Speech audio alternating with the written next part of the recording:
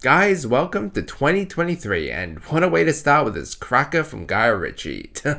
Oh man, but first, let me just say that we've got some absolute crackers this year. What do we have? We have Mission Impossible, the new Ant-Man movie, Creed, the Mario movie, John Wick, I think the Transformers movie as well, and also the Indiana Jones movie, and like so much more, right? There's a lot more that I haven't mentioned, so I might even do like my most anticipated list, like sooner or later.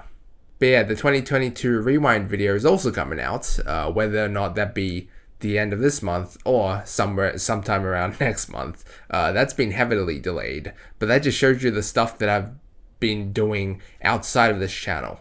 And also, yeah, I didn't do the my top movies of 2022 like I should have, because I just felt like I didn't do I didn't review too many movies last year. Go check out the end of my previous video to know why. But anyway, with all the formalities out of the way, let's get to the review. Now, I think I'm going to make this pretty short and sweet because I feel like I've recently just lost the critic in me. I mean, I'll get back to it this year hopefully, but the work's been killing me lately. I've just been so busy that I feel like I've just lost my movie review sense. But whatever. Now, Operation Fortune. If you've seen my shorts video on this movie, then you'll know that I probably waited like around a year, a long time for this movie, like basically everyone, I'd say.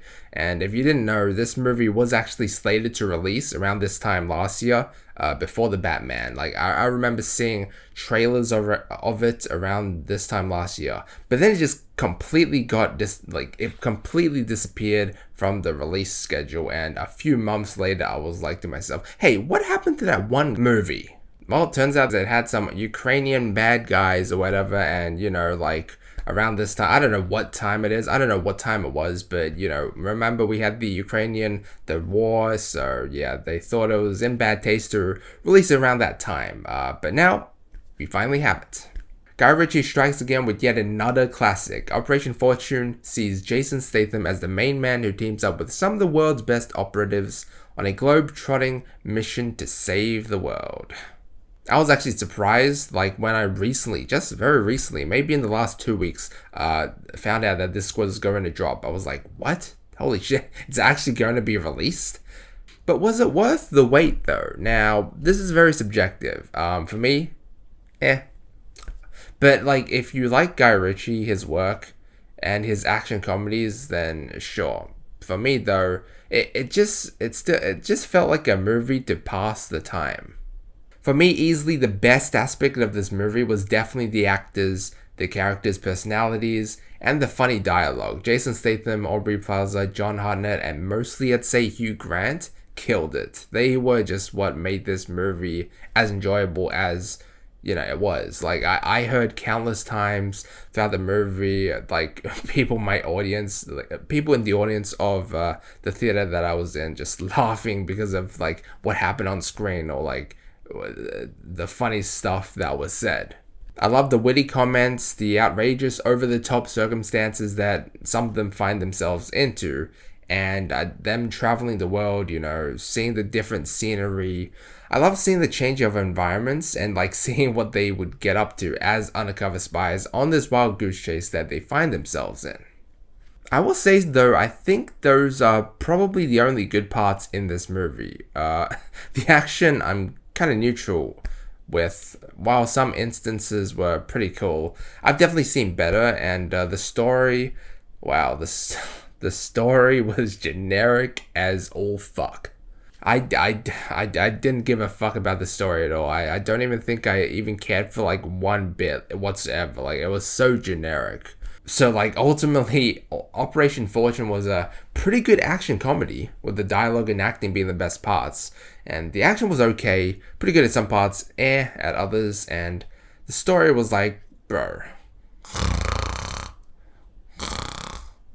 I'm going to give Operation Fortune a B-.